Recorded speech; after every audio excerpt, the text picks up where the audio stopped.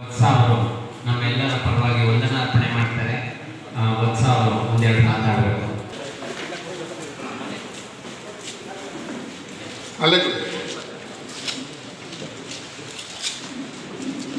ವಂದನಾ ಅರ್ಪಣೆಗಾಗಿ ನಿಮ್ಮ ಎದುರಿನಲ್ಲಿ ನಿಂತಿದ್ದೀನಿ. ಬಂದಿಲ್ಲ ಚಾರ್ಟರ್ಡ್ ಅಕೌಂಟೆಂಟ್ಸು, ಟ್ಯಾಕ್ಸ್ ಕನ್ಸಲ್ಟೆಂಟ್ಸು ಈ ಥರದಲ್ಲೂ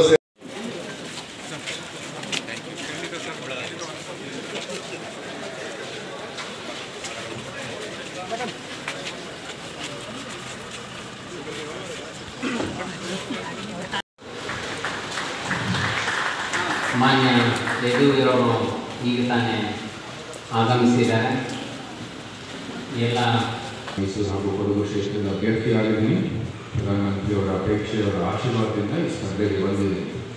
ಕಳೆದ 10 ವರ್ಷದಲ್ಲಿ ಪ್ರಧಾನಮಂತ್ರಿಯವರು ದೇಶದ ಅಭಿವೃದ್ಧಿ ಇರ್ಬೋದು, ಸಮಾಜದ ಉನ್ನತಿಗಾಗಿ ಕೆಲಸ ಇರ್ಬೋದು, ಹಾಗೂ ನಮ್ಮ ಭಾರತದ ಪಾರಂಪರ್ಯ ಸಂರಕ್ಷಣೆ ಇರ್ಬೋದು, ಎಲ್ಲದರಲ್ಲೂ ಒಂದು ಸರ್ವತೋಮುಖವಾದ ಅಭಿವೃದ್ಧಿ ಕೆಲಸವನ್ನು ಮಾಡಿದ್ದಾರೆ. 2014ರಲ್ಲಿ ನಾವು ಫ್ರೆಜೈಲ್ 5 ಎಂಬುವ ಪಟ್ಟಿಯಲ್ಲಿ ಇಕನಾಮಿಕ್ ಅಂದರೆ ಅಸಮತೋಲಿತವಾದ ಆರ್ಥಿಕತೆಯ ಪಟ್ಟಿಯಲ್ಲಿ ನಾವು ಸೇರಿದ್ವಿ.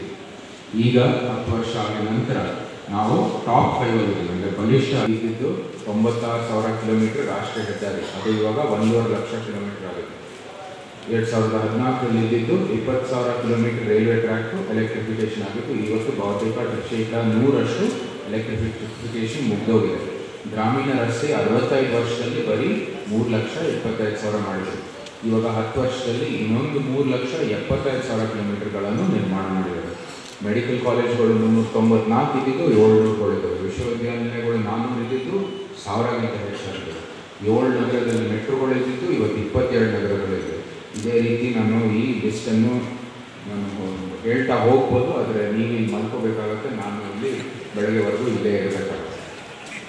ಮೈಸೂರಲ್ಲೇ ನಮ್ಮ ಪ್ರಧಾನಮಂತ್ರಿ ಆವಾಸ್ ಯೋಜನೆ ಮೂಲಕ 25,000 ಮನೆಗಳನ್ನು ನಿರ್ಮಾಣ ಮಾಡಿದರೆ. ಹೆಚ್ಚಾಗಿ ಫಲಾನುಭವಿಗಳು ನಮ್ಮ ಹಿಂದುಳಿದ ವರ್ಗಗಳು, SC/ST ಸಮುದಾಯ. ನಮ್ಮ ಜಲ್ ಜೀವನ್ ಮಿಷನ್ ಇರ್ಬೋದು, ಮೈಸೂರಲ್ಲೇ 2.5 ಲಕ್ಷಕ್ಕಿಂತ ಹೆಚ್ಚಾಗಿ ನೇರನಲ್ಲಿ ಸಂಪರ್ಕ ಮಾಡಿಕೊಟ್ಟಿದ್ದಾರೆ, ಮನೆ ಮನೆಗೂ ಕೂಡ. ಎಲ್ಲನೂ ಕೂಡ ತಮ್ಮ ಮತದ ಮೂಲಕ ಭಾರತೀಯ ಪಾರಂಪರ್ಯ ಅಂತ ಸಂರಕ್ಷಣೆ ಅಂತಲೂ ಕೂಡ ನಾನು ಹೇಳಿದ್ದೆ.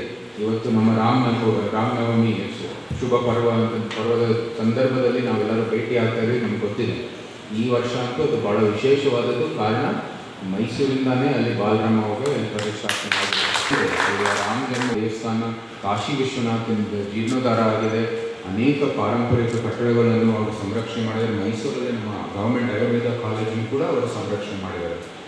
ಮೈಸೂರಿನ ಯೋಗಾಭ್ಯಾಸ, ಮೈಸೂರಲ್ಲೇ ಆಧುನಿಕ ಯೋಗ ಸೃಷ್ಟಿಸಲಾಗಿತ್ತು ಅಂತ ಹೇಳಿದರೆ ತಪ್ಪಾಗಲ್ಲ. ವಿನ್ಯಾಸ, ಸೂರ್ಯ ನಮಸ್ಕಾರ ಎಲ್ಲ ಉದ್ಭವ ಆಗಿದ್ದು ಮೈಸೂರಲ್ಲಿ. ಆ ನಿರ್ಣಯವನ್ನು ಆಚರಿಸಿ ನಮ್ಮ ಯೋಗದ ತಾತ್ವಿಕ ಆಧಾರ ಇದು ವಿಶ್ವಕ್ಕೆ ಲಾಭ ಆಗುತ್ತೆ ಅಂತ ಸಾಫ್ಟ್ ಪವರ್ ಆಗಿ ಬಳಸ್ತಾ ಇರೋದು ಪ್ರಧಾನಮಂತ್ರಿ ಶ್ರೀ ನರೇಂದ್ರ ಮೋದಿ ಅವರು. ಇಷ್ಟೆಲ್ಲ ಸಾಧನೆಗಳು ಅಮೋಘವಾಗಿದ್ದರೂ ಸಹ ಅವರು ಹೇಳಿದ್ದಾರೆ, ಇದು ಬರೀ ನಮ್ಮ ಟ್ರೇಲರ್. ಟ್ರೇಲರ್ ಭಾಳ ಚೆನ್ನಾಗಿದ್ದರೆ ಟ್ರೇಲರ್ ನಾವೇನು ಮಾಡಬೇಕು, ಹೋಗಿ ಮೂವಿ ನೋಡಬೇಕು. ಮೂವಿ ಹೇಗೆ ನೋಡೋದಂದರೆ ಭಾಳ ಸುಲಭ.